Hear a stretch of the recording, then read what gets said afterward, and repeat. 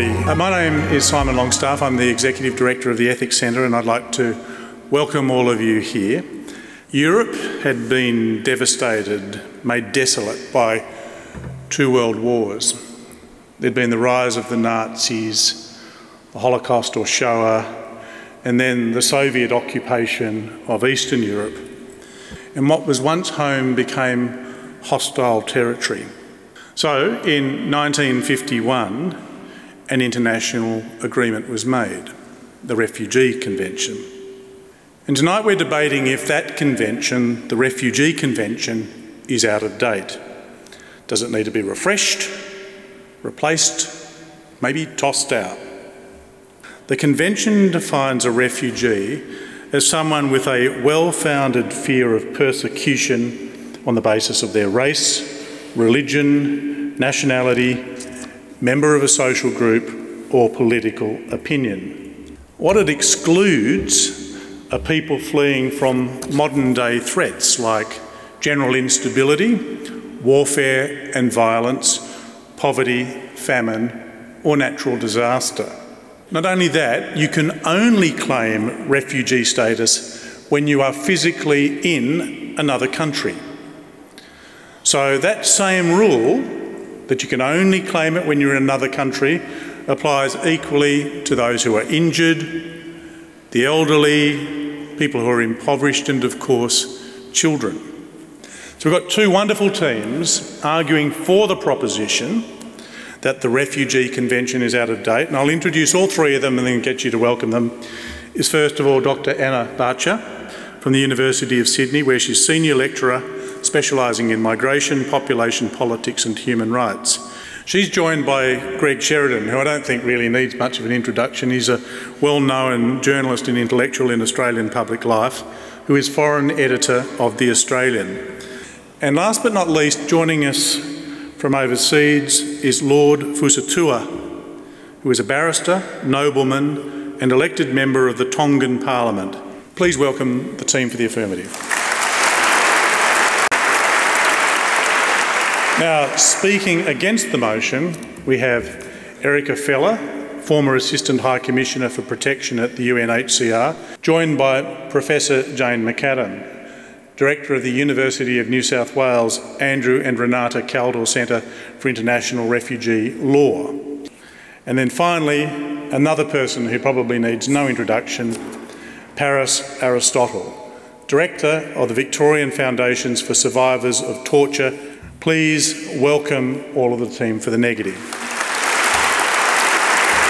To begin our debate, would you please welcome Anna Barcha, the first speaker for the affirmative. The Refugee Convention arose from the horrors of the Holocaust and states guilt over their failure to protect the murder of European Jews. Now, this fact alone does not mean it is ill-suited to the current day, for we know that many international documents are flexible and malleable. But tonight I will suggest to you that it is out of date and needs to be reformed, and I'll give you 3 main reasons for this. First, the Convention answers too narrowly the question of who is a refugee. Second, the Convention does not answer the collective action problem of who takes the refugees. And finally, the United Nations' recent move towards a global compact on refugees is a tacit acknowledgement that the 1951 Convention and its optional protocol do not cover the full story. So to my first point, who is a refugee? Simon has set out the definition of a refugee in the Convention and its connection to World War II, and this was broadened in 1967 through the optional protocol. Yet the focus upon persecution, as defined by the Convention, persists, as does the need, as Simon mentioned, to be outside of one's country of nationality in order to apply for refugee status. During the Cold War, this focus on persecution was not that problematic because both sides in the Cold War could benefit from a focus on political persecution, either in the West or the Soviet-occupied countries. But in the current day, there is limited political point scoring to be gained from accepting refugees. The sources of humanitarian crisis extend beyond persecution to other forms of human rights violations: famine, socioeconomic deprivation, environmental displacement and eternal displacement. In fact, these are often the more common forms of human rights violations in the current day, and it is unclear to me why they are less worthy of protection than those that fit the classic definition. It is hard to stretch the Convention to implicitly incorporate these categories. It is difficult to draw a causal link between the phrase well-founded fear of persecution and socio-economic deprivation, and this means that economic-based human rights violations are often not covered. Not always, but often not covered. Civil wars provide another example where the individual may be persecuted but may not have left their country of origin and therefore fit poorly into the existing definition. Climate change-based displacement, as my colleague Lord Fissatua will argue in more detail, is not adequately covered by the Convention. This is because such displacement may not be as a result of persecution by a government, and second, it is often internal, not international in its quality. Now, the negative will argue that the Convention is flexible. There are workarounds for other areas of international law, known as complementary protection, to accommodate these broader categories of refugees. These are often observed in Europe, sometimes in Australia, the United States and Canada. But there is less adherence in Africa and the Middle East, and these are the major accepting regions. Africa has its own convention, but according to Oxford University's Alec Betts, it is generally not followed in practice. Jordan, Pakistan, Lebanon and Iran, although major accepting nations, are not even parties to the Convention because they feel it does not meet the realities of displacement in their region. And Turkey, another major receiving nation, places limits upon its scope. Of course, we can and should aim to distribute more equitably refugees, my next point. But in the interim, it is important that in the regions where these refugees are placed, that they enjoy sufficient protection. And while the track record in some of these countries is very good, in others it is very poor, with documented persecution, deportation and rights violations of individuals seeking protection. Who takes the refugees? Lack of responsibility or burden-sharing mechanisms, as it is called, in the current Convention is the core issue, in my view, in contemporary political debates around refugee issues. The Syrian refugee crisis was in many ways a European crisis between leaders like Sweden and Germany and laggards such as the Czech Republic and Hungary. The Convention protects those with a well-founded fear of persecution from return by the principle of non-refoulement. But this principle itself is insufficient to address the question of who takes the refugees. It does not tackle the obvious point that in most countries, demand for refugee status heavily outweighs available spots. Boat turnbacks, walls, Europe's Frontex, temporary protection visas, processing refugees as a class rather than individual cases, detention, denial of family reunification, offshore processing, halting processing altogether through presidential executive orders. In my view, these are all ways to engage in refoulement without calling it refoulement. And the reason that nation-states, including democracies like our own, do this, in part, is because there is currently no mechanism to manage fairly and adequately this highly politicised collective action problem. Certainly, Europe has aimed at this internally, but the reality is a global means to allocate refugees has failed to evolve from the current Convention, and this is what is needed. With clearer guidelines to governments about how refugee flows ought to be distributed, countries would be less likely to engage in these destructive, dangerous, demonising and costly practices. Of course, this does not mean that violations would not occur, nor that we would not need mechanisms to deal with extraordinary events, but the basic issue of distribution would at least be partially addressed in a legally binding document. My final point, the Global Compact. This relates to the UN's Global Compact on Refugees, a new initiative over the next few years to provide more coherence in the area, including around this so-called burden-sharing issue. The UN makes clear that the Compact will not be a legally binding document, even though it may reflect binding rules of international law. But alternatively, this could be the basis for future developments of a reformed convention with new rules about refugee allocation. The Global Compact processes clearly illustrate why the Convention requires modification. It makes clear that the Convention is an imperfect document. The guidelines would be best enshrined in a revisited convention that addresses this central issue of burden sharing. So in summation, a new approach to refugees is needed because the current convention is too narrow in its definition, The allocation of responsibility goes unaddressed, and the Global Compact acknowledges the need for steps in this direction. It won't be easy, but the current system is clearly crumbling under the weight of growing flows and increasing crises. We should not do away with an international agreement altogether, in my view. It is precisely the failure to address the collective action problem that contributes to the current politics around humanitarian migration. We, as global citizens, must address this issue heads-on. If we do not do it now, we will be forced to when the next refugee crisis hits. Thank you. I think it's about time that we had some discussion that would clear the air of obfuscation and misinformation, some of it deliberate, about the utility and the applicability of the 1951 Convention. I've worked with that convention for over 30 years now, and it's that long-term experience, both working with refugees and working with the Convention, that is leading me to make the following points. I have two main points I want to develop.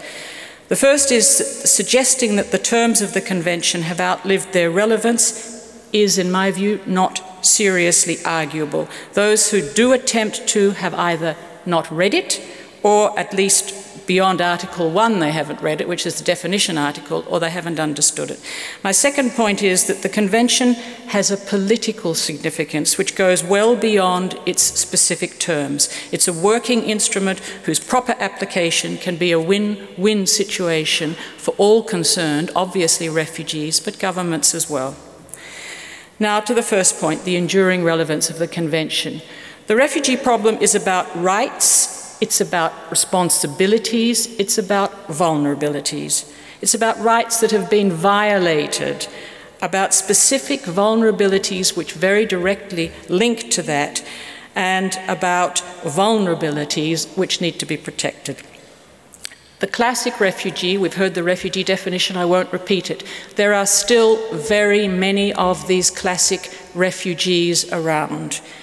But a refugee is also someone whose life is impossibly precarious because of discriminate or indiscriminate violence. Discriminate violence falls squarely within the Refugee Convention definition. Now, the Convention was a landmark treaty. It was intended to address the particular circumstances of being a refugee. The drafters did so by putting in place a framework of directly relevant rights and responsibilities, including the right not to be returned to persecution, the requirement that refugees not be penalised solely for having entered an asylum country illegally as long as they move on to regularise their status, and then it contains in the body of the text articulated conditions of stay necessary to ensure firstly the basics for survival, and then secondly, at a later point, minimum possibilities to sustain oneself. I cannot understand how it can be argued that such life-saving protections are outdated. An argument one hears, of course, is that the Convention is inflexible, it's a mismatch with today's political and strategic realities. These are false or misguided arguments in my experience, and in fact they've been repeatedly reaffirmed as false by courts around the world. The Convention's framers were diplomats who were charged to safeguard their government's various interests, and they were acutely aware of how far to go with this Convention. It's significant that the Convention does not require any particular state to accept long-term responsibility for any particular individual. Protection against refoulement is not the same thing as an obligation to provide the durable solution in situ. The Convention allows reservations to its terms, as do most international legal conventions.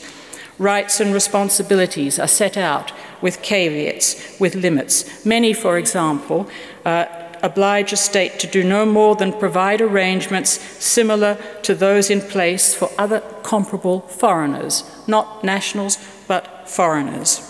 Refugees are required to abide by the laws of their host country. The Convention is not, as one often hears as well, a safe haven for criminals or for terrorists. It excludes from its protections persons who have committed crimes against humanity and other particular serious crimes of various sorts.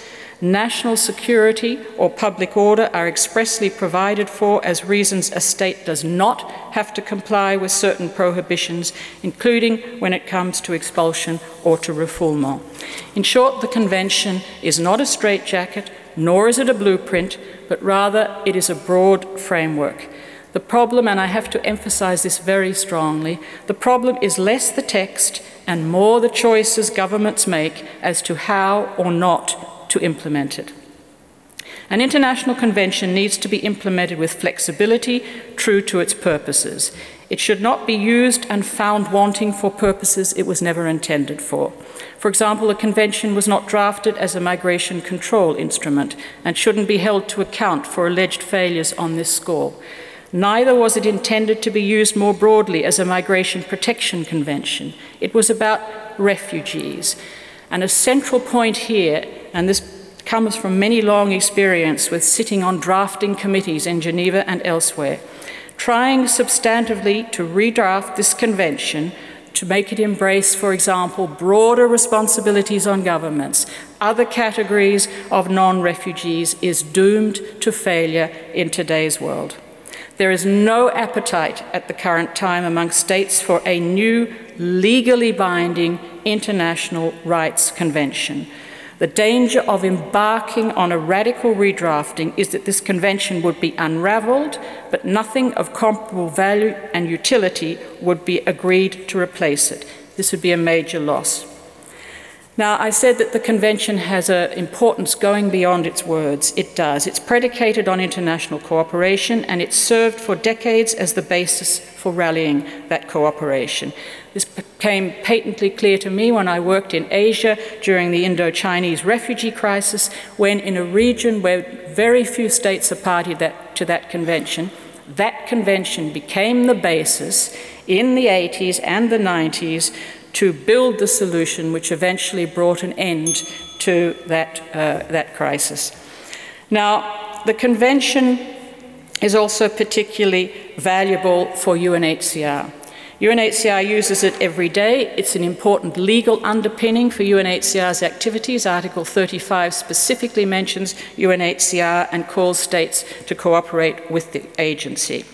It's also the basis for all of UNHCR's status determination activities, for its resettlement activities, for countries like Australia as well. Refugee emergencies, of course, don't respect state borders. Many governments find the convention a strategic and politically valuable advocacy tool. Having a common set of understandings about state responsibilities to refugees helps to reduce the tensions of acting on them. And in situations where a state is under pressure from a neighbouring state not to let in refugees, being party to the convention enables it to explain its actions as a humanitarian act required by a treaty. It defuses. Now, in conclusion, I want to be very clear. I have long argued the convention is not perfect and would benefit from buttressing through new understandings on issues like burden sharing.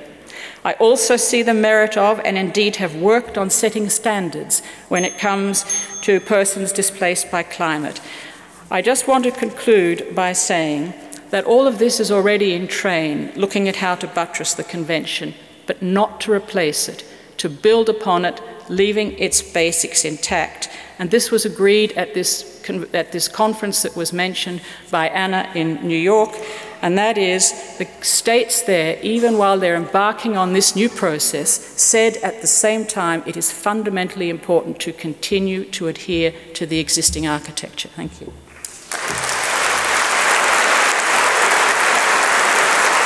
I'm going to use my 7 minutes or so to talk to you more about refugees than about the Refugee Convention.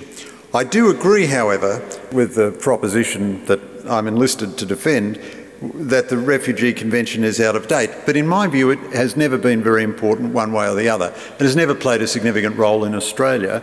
It doesn't do any good, doesn't do any harm. I wouldn't spend any effort to get rid of it, but I wouldn't spend any effort to sustain it either. Refugees, on the other hand, have been critically important to Australia and in my own life personally. But until the controversies of the Abbott and Howard governments, I don't think I ever gave a thought to the Refugee Convention. Yet in the mid-1970s, refugees were certainly the centre of my life. Two things moved refugees into my consciousness. The first is, while I would urge you never ever to judge the poor old Catholic Church by a terrible person like me, nonetheless, I take the Christian heritage seriously and I reflect on the fact that the Holy Family were refugees. That is something that rests on my consciousness. Now, for my sins, I was a very strong supporter of Australia's involvement in Vietnam and the Vietnam War. And when Saigon fell in 1975, it was abundantly obvious to me that we had an overwhelming national obligation to help these people. These were our allies. We'd made promises to them written in blood. We'd fought and died with them. They'd fought and died with us. Friends are friends, even when they are dead and the whole world is against them. So it was just abundantly obvious to me that Australia needed to take in large numbers of Vietnamese. So that was the consuming campaign of my life in the mid-70s. It's what led me into political activism and journalism. Wonderful irony of that moment in our history. This was the first time Asians came to Australia as an act of policy by our national government in large numbers. They broke down the White Australia policy. Now, Malcolm Fraser, like John Howard later on, wanted above all to avoid the arrival of boats, unauthorised boats on the Australian shore.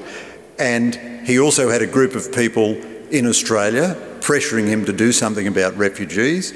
And above all, he had the United States, which felt the same sense of combat solidarity that I felt towards the Vietnamese, pushing him into a solution. So as a result, we took a very large number of Vietnamese, Laotians and Cambodians. They've been wonderful migrants in Australia. Now, the reason this is relevant to this debate about the Refugee Convention is that it illustrates my central thesis, which is it is the national Australian debate and the working out of our normal, democratic, domestic political debate which will determine what we do about refugees. I think the Convention plays very little role, for good or for ill, in Australia. It is outdated, but as I say, I wouldn't necessarily throw it out. I don't want it determining anything in Australian law. I don't want the UNHCR to have any role in Australian law. I would always trust the Australian Parliament, the Australian people and the Australian democracy to reflect infinitely better values than I would ever trust a corrupt, worthless, wicked body like the United Nations.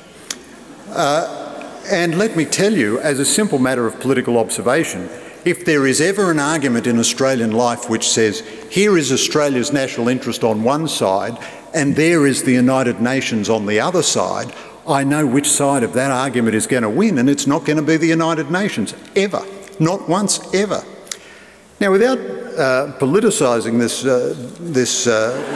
matter in any way, let me refer for a second to the period just before when we took the Vietnamese refugees, namely the Whitlam government. No government in our history was more dedicated to signing up to international instruments or valued the United Nations more highly or was more committed to humane, decent values in the field of immigration, was the father of, or the mother or whatever, of multiculturalism and so forth, founded multiculturalism as a policy. And in the last year of the Whitlam government, more people left Australia than arrived in Australia. We had net emigration, not immigration. So the net consequence of the failure of an Australian national project, economic management and economic development, meant that we could do nothing for new immigrants and nothing for refugees. Let me cite one other example quickly. I have certainly always believed that we need to be generous in sharing the bounty of Australia, that we have won life's lottery through no virtue of our own by being born in Australia. So I'm a big Australia man. I want lots and lots of immigrants and lots of refugees, but I want our government to choose them. Now, I can't relitigate the period of the Howard government in the minute and 35 seconds that I have left, but let me just describe the sequence. Howard regained effective Australian government control of our borders. Nothing that he did and nothing that the subsequent governments did contradicted the Refugee Convention, under which you can do almost anything. Nobody who ever talks about the Convention ever reads the Convention. Its actual requirements are very, very few. But in any event, it wouldn't have mattered if they did contradict the Convention, because they would have just changed Australian law. He regained control of our borders, and as a result of that, the public regained faith in our immigration program. And as a result of that, our immigration program under Howard went up to its historic height, never before or never since matched. At the same time, we took in more refugees in a completely orderly fashion. And the simple fact is that many, many more refugees came into Australia under Howard than came under Fraser or under Whitlam or under Hawke or under Keating, even though those Prime Ministers are all regarded as heroes in this field and Howard is always regarded as a villain. Now, I use that example simply to make my point. If we want to help refugees, and I believe we should, if we want to help human beings, and I believe we should, if we want to welcome large numbers into Australia, and I am an immigration extremist, I want the largest amount of Australians possible. I want more Australians. A lot of people in the world think there should be fewer and better Australians. I want lots more Australians. But if we want to do that, and we want to include in that a significant humanitarian strand, which includes refugees, family reunion and all the rest, we have to win the specific argument within our own political culture. There is no shortcut through international instruments or through citing the United Nations or through citing the United Nations Refugee Convention. Thank you.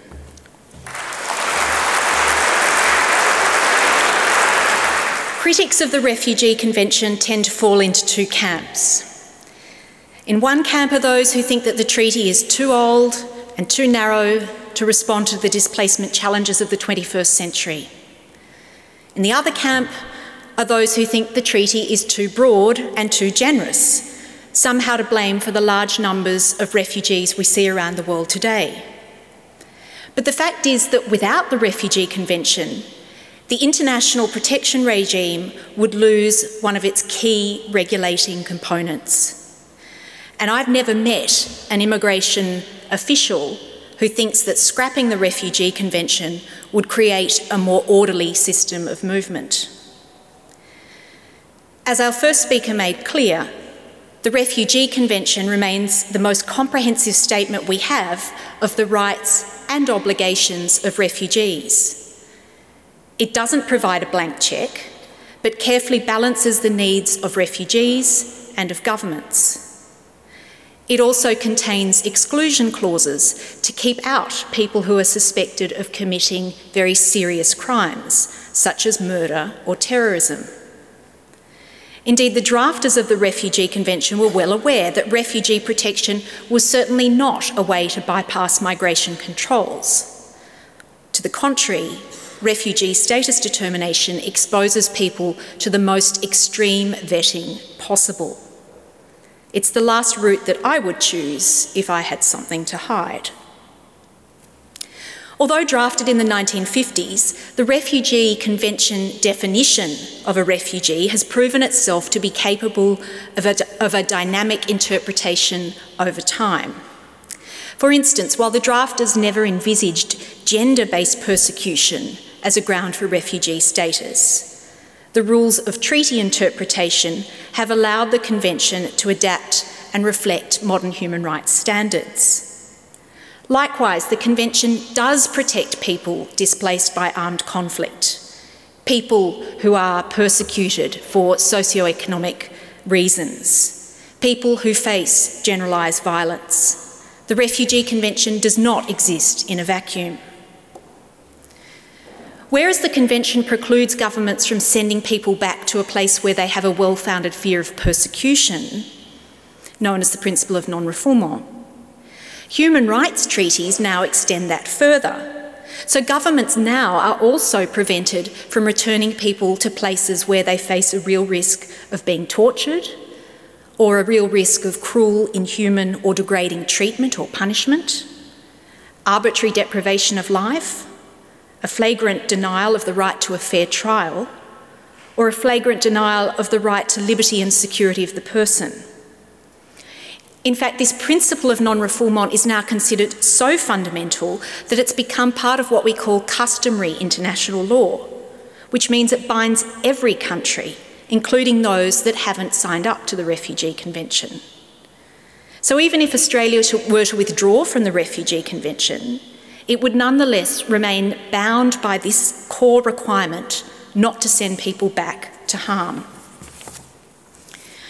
Now, to be fair, the Refugee Convention doesn't protect every displaced person in the world, but nor was it ever designed to do so.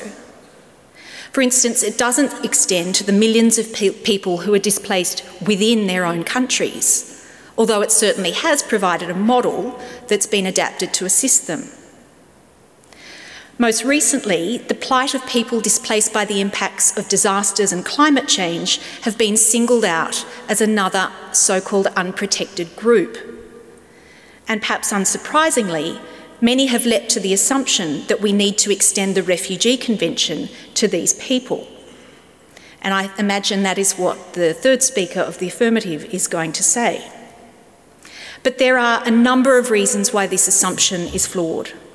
First, as acknowledged by their first speaker, the majority of disaster or climate change displacement will occur within countries, not across international borders, so the Refugee Convention would not apply anyway. Secondly, a lot of disaster or climate change related movement will be gradual as conditions deteriorate over time, rather than in the nature of flight. Thirdly, the impacts of climate change and disasters don't cause movement on their own. Rather, they're the straw that breaks the camel's back. They overlay existing drivers of movement, like conflict, human rights abuses, poverty, and so on. This causal complexity would be difficult to reflect in a treaty definition. Fourthly, again, as the first speaker indicated, why should protection be extended to people affected by climate change or by disasters rather than by abject poverty, for instance, which may be equally attributable to global structural inequities? As experts have noted, focusing on a single cause can distort and oversimplify the context and impede the identification of appropriate solutions. Fifthly, there is no political appetite to expand the Refugee Convention. And in fact, opening it up for renegotiation would most likely result in a far weaker framework with less protection for everybody, including refugees who are currently protected by it. Sixthly, and very importantly, a treaty must be implemented and enforced to have any meaning in practice. 148 countries are bound by the terms of the Refugee Convention, and yet today we have more refugees in the world than at any time since the Second World War. The problem, ladies and gentlemen, is not an absence of law, but an absence of political will to implement the law. So that's why we need to think more creatively about preemptive responses to displacement linked to the impacts of climate change and disasters. Governments could do so much right now to help people. They could implement disaster risk reduction and climate change adaptation measures to build resilience over time, avert displacement. They could enhance voluntary migration opportunities like labour mobility schemes to help people move before the situation becomes intolerable. They could develop humanitarian visas when people can't return home. And as a last resort, planned relocations of communities could be considered. So when returning to the objections levelled at the Refugee Convention, we need to be cautious about misdiagnosis and reaching for the treaty equivalent of euthanasia. Many of the alleged deficiencies of the Convention are misplaced, and to suggest that the problems we see today are its fault is simply to misapprehend the Convention's origins and its purpose.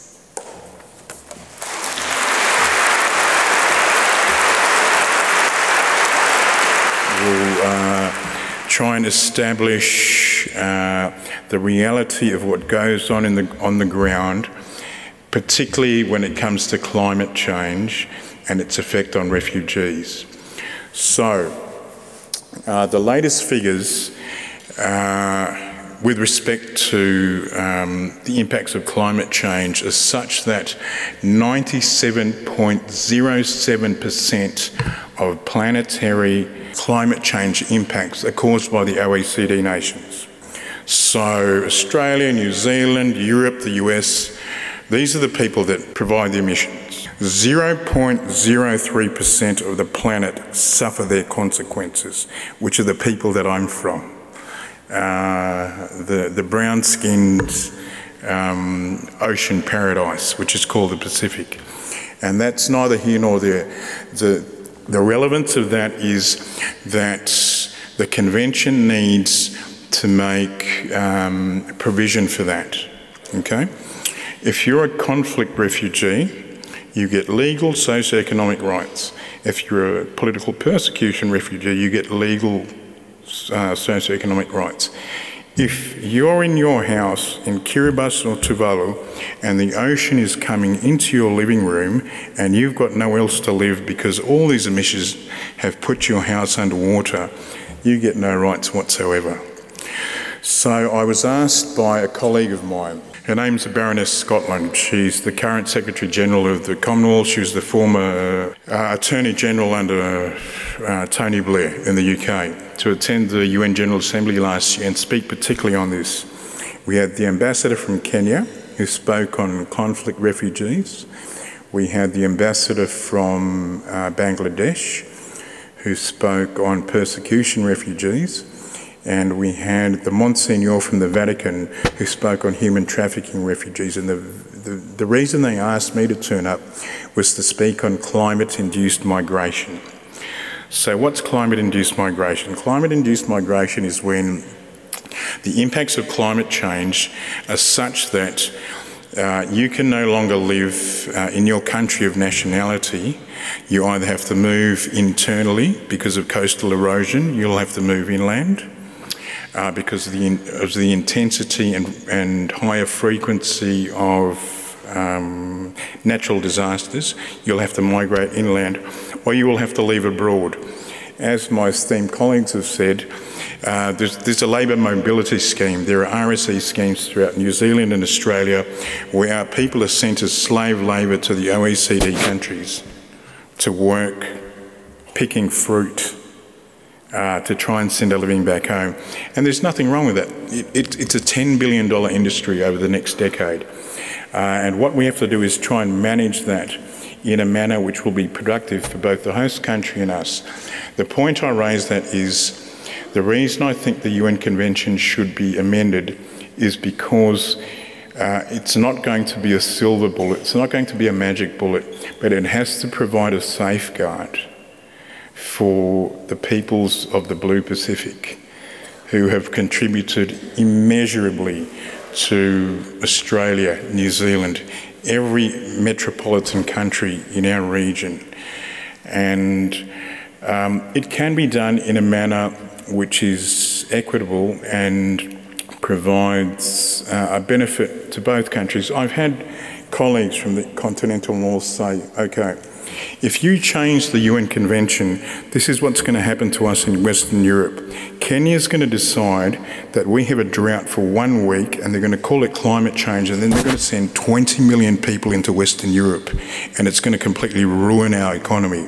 So I take these criticisms to heart. There are ways of delimiting the wording.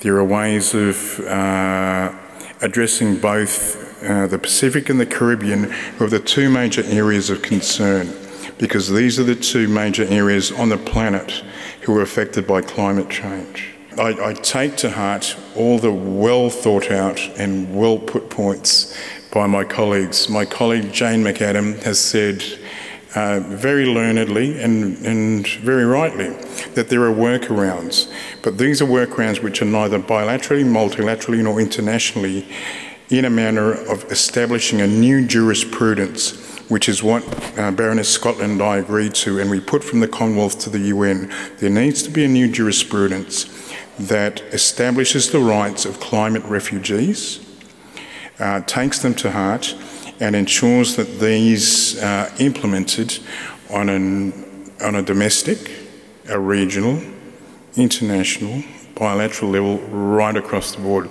because that is the only way that you are going to address the concerns. As I said, at the UN General Assembly last year, there was one major concern. Obama came in. We even had Andrea Bocelli come in and sing about climate change, okay? And to all these people, this is ephemeral. These are conversations that they have over intellectual lunches in Manhattan. No. For us, this is when people in Kiribati and Tuvalu sit there and the ocean comes in to their living room. This is a tangible concern for us and one that needs to be addressed. I apologise if I've been a little bit too aggressive, but these are major concerns for our people, and I appreciate your time. I thank you so much.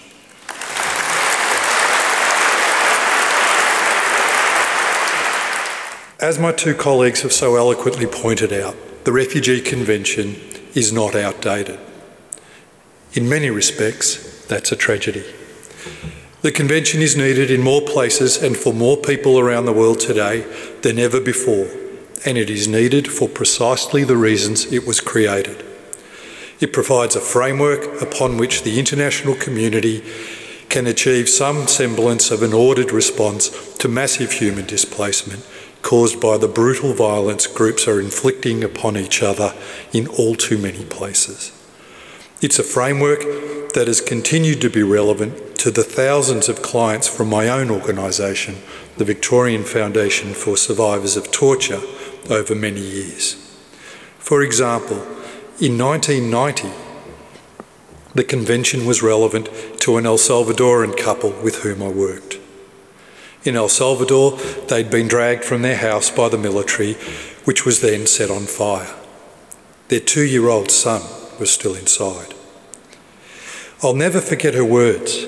She looked up at me, her eyes brimming with tears, and said, "I can still hear him crying.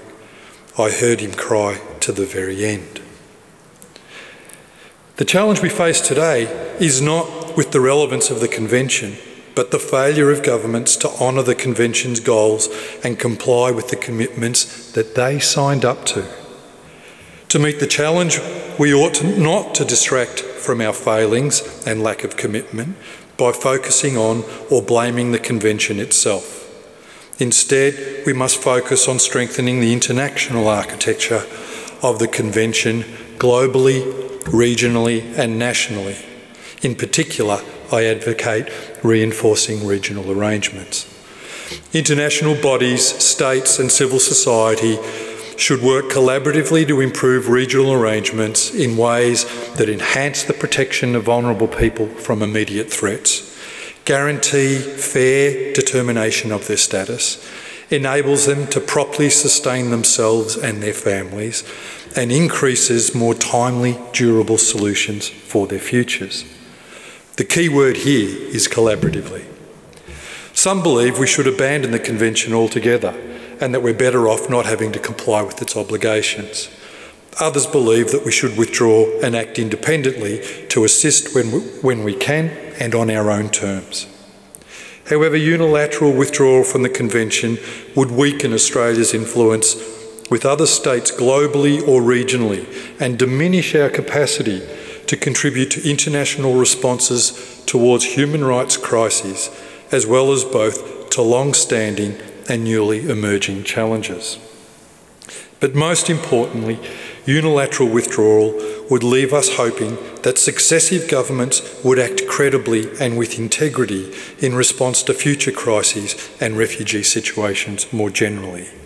I'm not convinced that such hope would be well rewarded. There are millions of people other than refugees on our planet enduring profound present and imminent threats. Extreme poverty, the destruction of their homes and livelihoods by rising seas or expanding deserts. But I do not believe that the most effective means of addressing their plight is to open the Convention to a major redraft so as to incorporate them within a broad, comprehensive humanitarian treaty. Consider the operational complexity of layering every human displacement challenge into one convention, and imagine achieving agreement on its definition and implementation. I believe advocating such an approach is a siren song. For almost 30 years, I've been privileged to work at Foundation House assisting refugees, and in particular those who have survived torture and other brutal acts. We've worked with many thousands of people from more than 90 countries spanning every continent. For us and for all of the people with whom we work, the Convention is not defunct, it lives. The great majority of our clients were recognised as refugees under the Convention. That recognition and status was the basis upon which UNHCR could refer them for resettlement to Australia and the opportunity to rebuild their lives in safety and with dignity. Again, in 2005, the Convention continued to be relevant to another client, Rosa. She suffered constant persecution, imprisonment and brutal torture at the hands of her government simply because of her faith. I'll return to Rosa shortly. With respect to our clients who sought protection after having arrived in Australia with or without a valid visa, by plane or by boat over the past 30 years, they were also assessed against the criteria of the Refugee Convention. They were not granted their protection randomly. Successive governments have stringently utilised the Convention to guide its decision and thereby satisfy their international obligations. In 2011, Hassan was one such person. As a teenage boy, he witnessed his father being publicly tortured and murdered by the Taliban. Hassan was subsequently detained and tortured repeatedly over several months. Upon his release, he fled Afghanistan and eventually travelled to Australia in search of protection. The process was difficult and he required months of mental health care and medical treatment for the injuries he sustained. It was in accordance with the Refugee Convention that Australian officials determined that Hassan warranted protection. I'd like to conclude the case for why the Convention remains entirely fit for purpose through the words of Rosa. She said, "Many brutal things happened during my incarceration. They said they would do something that I would always remember them by, and they did. I was given the status of a refugee by the UNHCR, and I was lucky enough to be resettled in Australia. I did not think I could start a new life because of my memories. They would surface in my dreams and I would wake up crying. But through the protection and the support I received, I have now learned to trust again, to become stronger, to reduce my depression and my sadness. I am rebuilding my life." The Convention is not outdated. It lives and it saves lives. We just desperately need to do more and better. Thank you.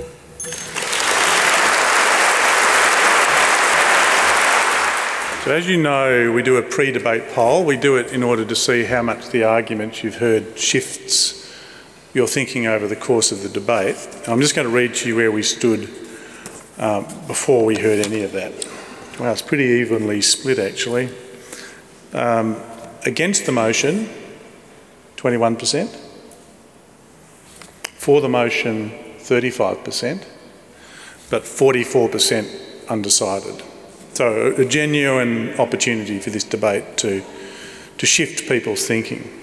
Microphone 4, really brief if you could. The reason that I was undecided and still am undecided is because I agree both with the idea for that there's very little moral distinction between dying or fleeing from climate change or economic poverty, but I also agree with the against point that it's practically very difficult in the current political climate to renegotiate a treaty. I was wondering if we could get some engagement from both sides of the debate on the other side's argument. So from against, whether or not you agree that there's a moral distinction between fleeing political or religious violence and fleeing climate change or poverty, and from the for side, whether or not you agree that it's practically very difficult to change this policy.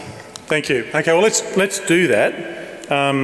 So let's start off with you. I mean, surely, as Lord Fusitu'a put it, you know, if you're sitting there and the seas are coming in and your life is going to be destroyed, why shouldn't you be covered? And setting aside the practical difficulties for the moment, is there a moral distinction to be made between that and the deliberate decision to persecute? Now, who wants to speak? Jane, thank you. Yeah, I mean, I've done a lot of work on this, and I absolutely believe that people who are being impacted by disasters and climate change need protection broadly conceived. But the Refugee Convention operates largely as a remedial instrument. So you've been displaced, you're now in another country, and you're saying, please don't send me back, and these are the reasons why.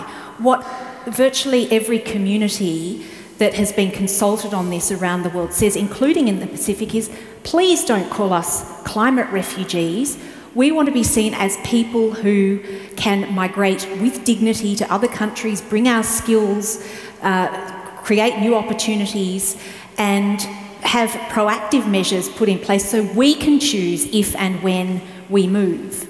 Not have to wait until the situation becomes absolutely dire and then on a more individual basis have to seek asylum. And in fact, the secondary point there is that human rights law already protects people against return to arbitrary deprivation of life or to cruel and inhuman treatment. And it could well be that when circumstances are such that you don't have a safe place to live, you can't grow crops, there's no fresh drinking water. So Jane, just to be clear, are you saying there that there is a moral distinction between fear of persecution and the climate thing, and that's... Yes? I think there are conceptual differences between the two. Okay. So I'm talking about a moral difference. Do you want to pick up the moral? Very briefly. I don't think there's a moral difference. Right. I think if people's lives are at risk, if they are experiencing terrible suffering, then there is an equal moral obligation on the international community to meet their concerns and do something, take action to do something about that. So let's go now to Anna. That's the practical challenge here, that yes, even if there is a distinction, you're going to blow up the one thing that's working by trying to expand it exponentially to cover all these things. Yeah. I mean, I don't think it should be blown up. I think it needs to be reformed. No, it's not that you think of it. They say it will blow up if you try to do it. Well, the UN is moving towards a global compact, which is a tacit acknowledgement that the Convention needs to take on these burden-sharing issues. And a resolution was passed in the General Assembly acknowledging that fact. So there was agreement at least on that point. The problem I have with the compact is it won't be legally binding, so it won't develop a full solution to this issue. So I think that currently some of the failures around negotiation have been because they have only been regionally based, whether that be the agreement in the Turkish-European agreement or here in the Asia-Pacific. And I think if you think about the burden-sharing issue, it has to be a global response. Otherwise, there will be sort of quarantined regions around the world with different standards applying. Microphone 3. Let's just go to microphone 3 and we'll come back and you can pick up. Yep. Thank you. My name is Jim Barr. And I was undecided, and now I'm decidedly for the proposition. And through the presentations, I found myself asking, why does this actually exist? And the most compelling argument I heard was that it's about protecting and preserving dignity in human lives. So the fact that it works for some people isn't an argument that it shouldn't be reformed, and the fact that there isn't political appetite isn't an argument that it shouldn't be reformed. And I think of several compelling cases of gay, lesbian, and transgender people who have been stranded or even returned to places where they will be persecuted, tortured, and murdered, that I think it absolutely needs to be updated. Thank you. I have to ask you to finish there. So, Erica, you wanted... Finish. Thank you. Thank you. Yeah, Erica? I wanted to come back on something that Anna said, but it actually relates also to that question. Excellent. There's been mention of a meeting which took place in New York in 2016, September, That meeting involved 193 heads of state or ministers of government from 193 country members of the UN.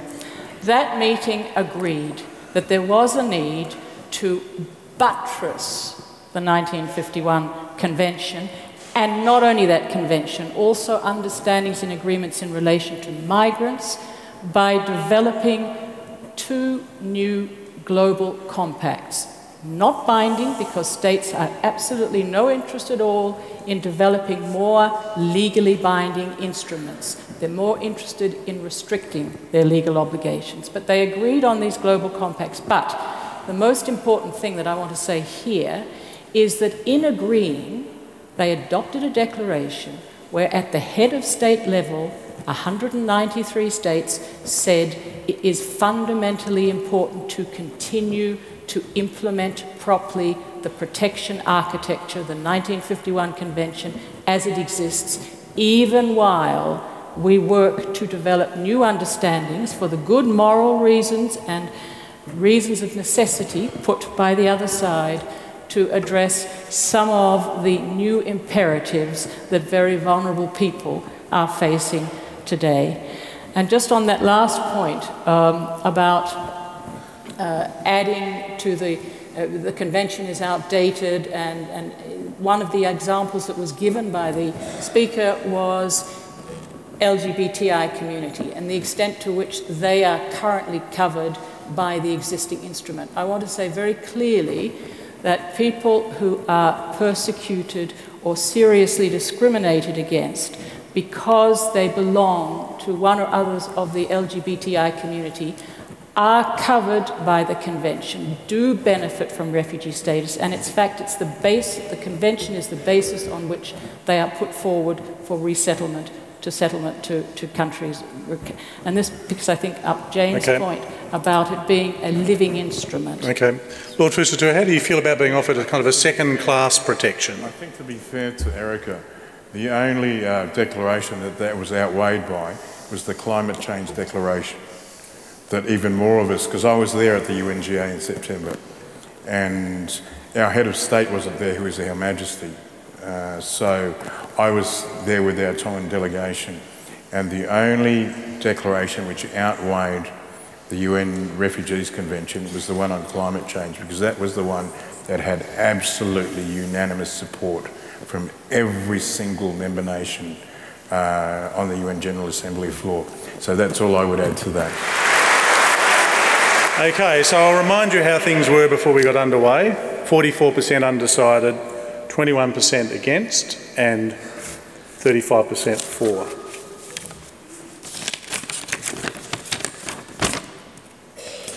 Oh, gee. No, it's pretty big. Well, the undecided have dropped down to 10%.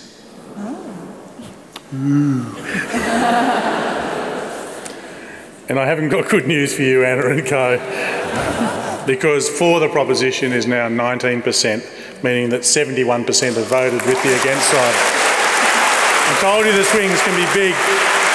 Let's thank again our fabulous speakers, Lord Fusitu'a, Greg Sheridan, Anna Barcha, Erica Feller, Jane McAdam and Paris Aristotle.